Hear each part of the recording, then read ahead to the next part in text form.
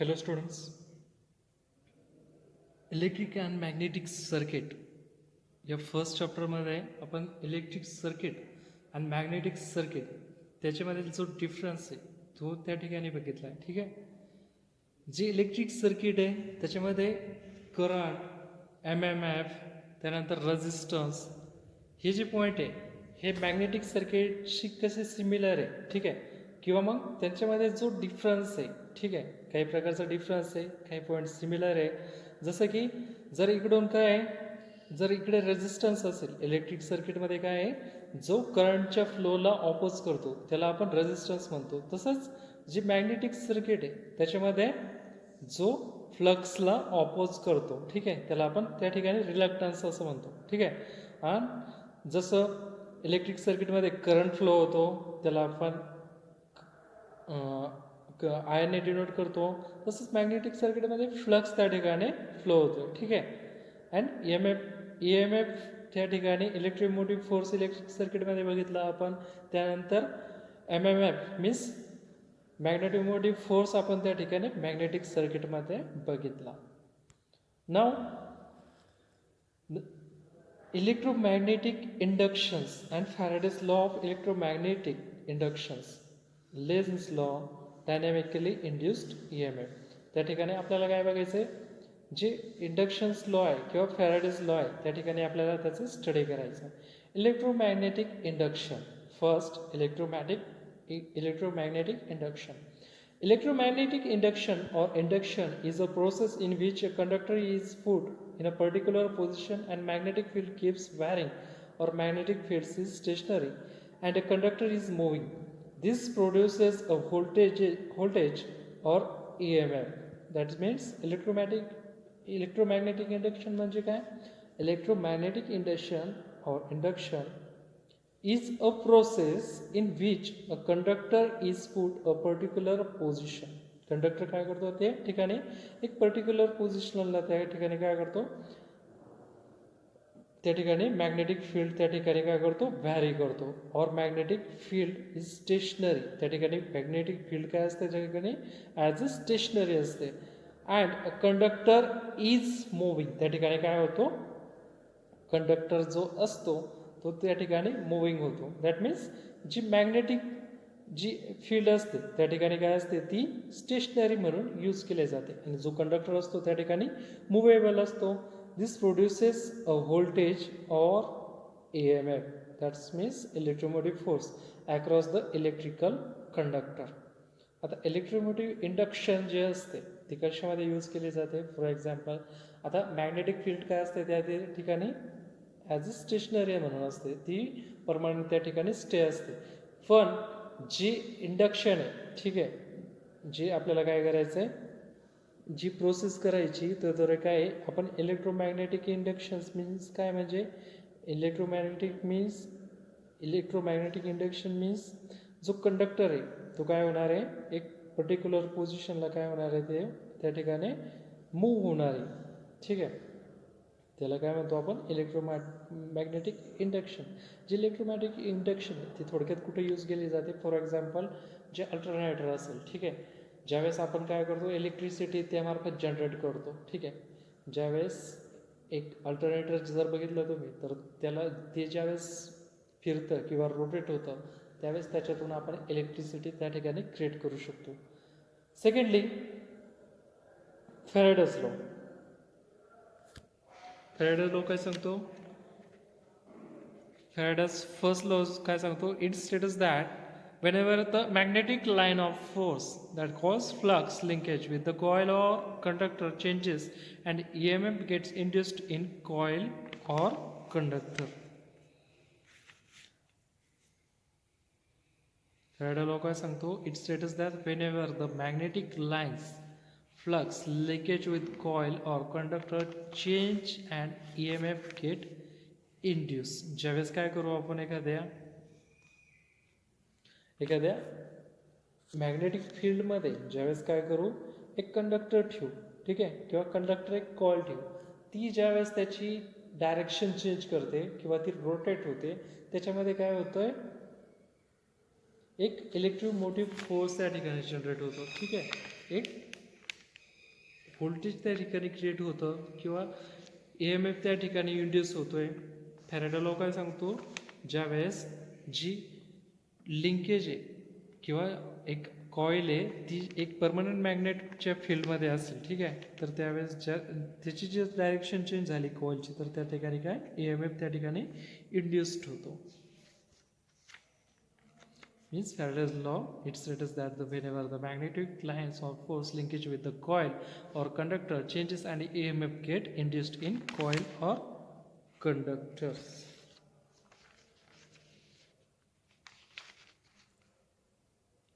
Second law काय सांगतोय, it states that whenever a conductor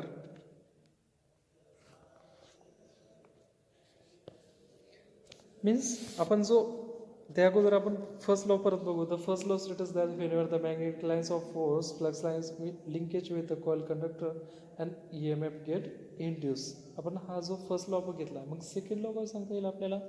आता हे जे फर्स्ट आणि सेकंड लॉ आहे ते एकमेकांशी काय रिलेटेड आहे, ठीक आहे. सेकंड लॉ काय सांगतो, it states that whenever a conductor cuts or it cut by magnetic flux and EMF is induce in the conductor. म्हणजेच काय, ज्यावेळेस कंडक्टर काय करतोय, ती जी मॅग्नेटिक फ्लक्स लाईन आहे तो कट करतो किंवा त्या ठिकाणी रोटेट होतो. त्यामुळे काय होतं, जी मॅग्नेटिक लाईन आहे तो कट करतो आणि त्यामुळे काय होतं, एक EMF त्या ठिकाणी इंड्युस्ड होतो कंडक्टरमध्ये. आता जो the magnitude of induced EMF in the conductor is proportional lens law. Lens law काय सांगतोय, लेन्स लॉ सांगतोय, it states that the induced EMF will always oppose the cause behind its productions. The direction of induced EMF produced due to process of electromagnetic induce is always such that it will set up a current to oppose the basic case responsible for inducing the EMF. In other words, the induced EMF will always oppose the cause behind its production. This represented mathematically by a negative sign in the expression for the induced voltage. That means dynamically induced EMF consider a conductor of length placed in magnetic field of flux density P. आता काय या ठिकाणी बघू शकता तुम्ही, ठीक आहे.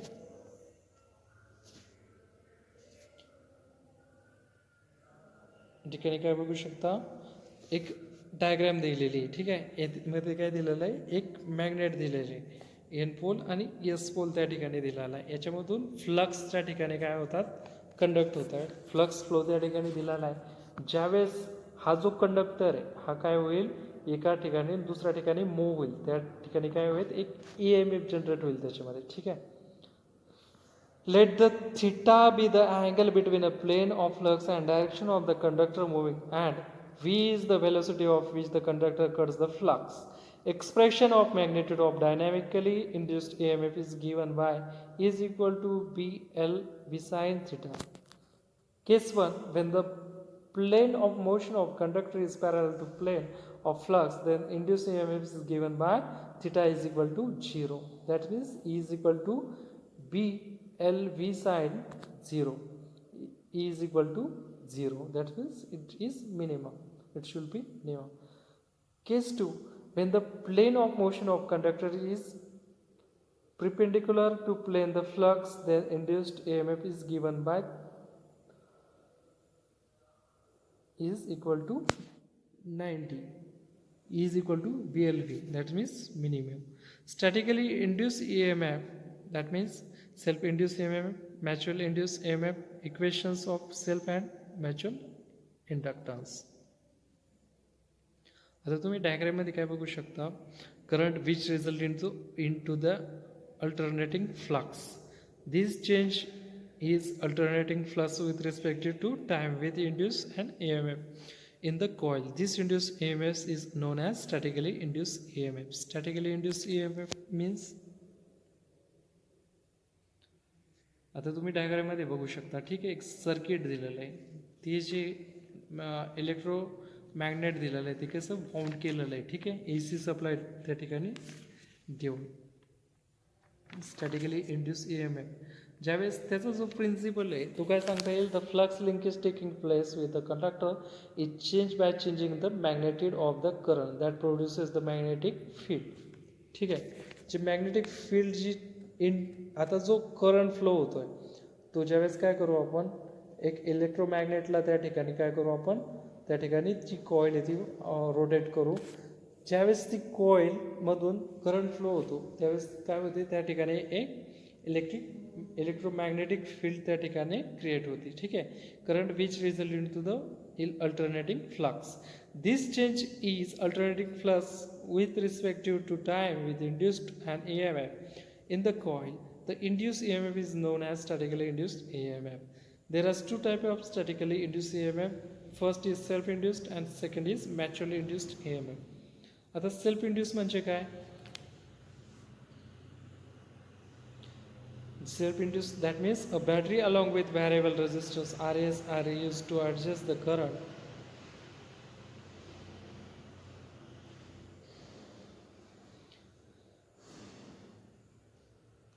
I flowing through the coil. आता तुम्ही काय बघू शकता, एक डायग्राम बघू शकता. ठीक आहे, त्याच्यामध्ये काय आहे, एक मॅग्नेट दिलेलं आहे, चार्जिंग मॅग्नेट. ठीक आहे, changing magnetic flux and time, त्याच्यामधून करंट फ्लो होतो. ठीक आहे, इलेक्ट्रोमॅग्नेट. आणि ते तो जो सेल्फ इंडक्टन्स होतो त्याला आपण सेल्फ इंड्यूस EMF त्या ठिकाणी म्हणतोय. Due to change in flux linkage with the coil and EMF is induced in the coil as per the Faraday's first law. This EMF is called a self-induced EMF and this process is known as self-induction. Second, naturally induction EMF. ठीक आहे, आता याच्यामध्ये आपण काय बघितलं होतं, आपण जे मॅग्नेट आहे मटेरियल आहे ते एकच यूज करतोय. ठीक आहे, that's called self induce EMF. आणि त्याच्यामधून जो कॉईलमधून जो करंट फ्लो होतोय त्याच्याद्वारे जी मॅग्नेटिक फील्ड क्रिएट होते ते आपण त्या ठिकाणी सेल्फ इंड्युस EMF मध्ये आपण बघितले. Now, naturally induced EMF, that means coil C1 consists of n number N1 turns and coil C2 consists of N2 turns. A switch is connected to battery and variable resistance are connected in circuit consists of coil C1 and galvanic interpreter G1 connected to coil C2 to sense the current through coil C2. Since R1 can be changed, the current I will also be changed with result into the change in flux. The mutual flux will also be changed and hence according to Faraday's first law there will be induced EMF in coil C2. This induced EMF is known as mutually induced EMF. Due to this EMF the current flowing in the coil C2 is sensed by galvanometer. Mutual inductance, the two magnetic coupled coil C1 and C2 are said to have mutual inductance. It is defined as a property due to which change in current through the coil produces an EMF in the other coil placed nearly. Means जे दोन्ही coil आहे ते कसे आहे, independently एकमेकांवर depend आहे त्या ठिकाणी. ठीक आहे, द मॅच्युअल फ्लक्स कसा आहे याच्यामध्ये, it change and has according to Faraday's law.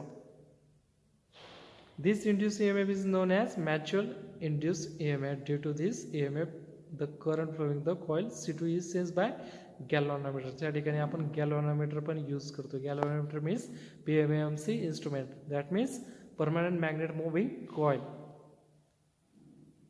Now second जो टर्म आहे आपला, ठीक आहे,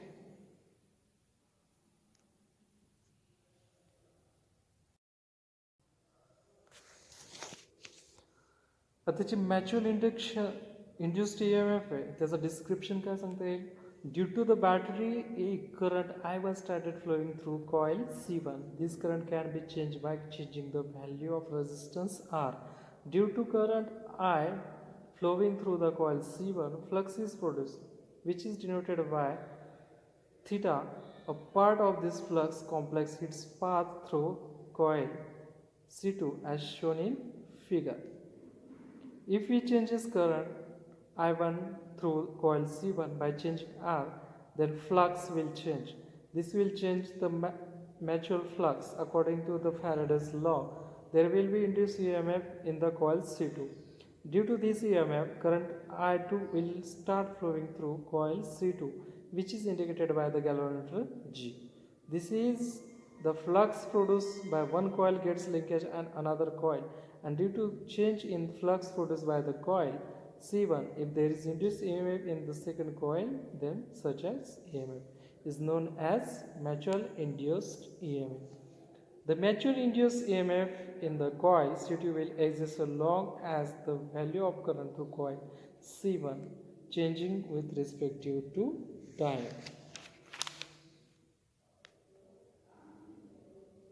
आता याचा जे मॅच्युअल इंडक्टन्स आहे तो अल्टरनेटिव्ह वेव्ह पण आहे त्याला डिफाईन करण्यासाठी. अल्टरनेट वेव्ह काय असेल, there are many different ways of defining the mutual induce. We can define as the mutual inductance is defined as the EMF induce in the second coil when a uniform current change of 1 ampere per second takes place in the first coil. The mutual inductance can also be defined as the flux linkage the second coil per ampere current flowing in the first coil.